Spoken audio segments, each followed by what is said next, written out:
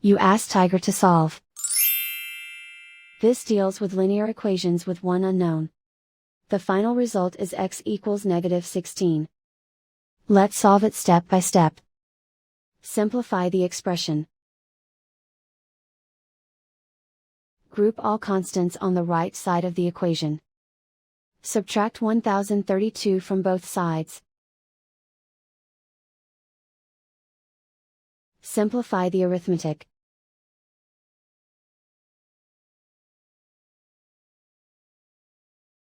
Isolate the x. Divide both sides by 5. Simplify the fraction. Find the greatest common factor of the numerator and denominator. Factor out and cancel the greatest common factor. And so the final result is x equals -16.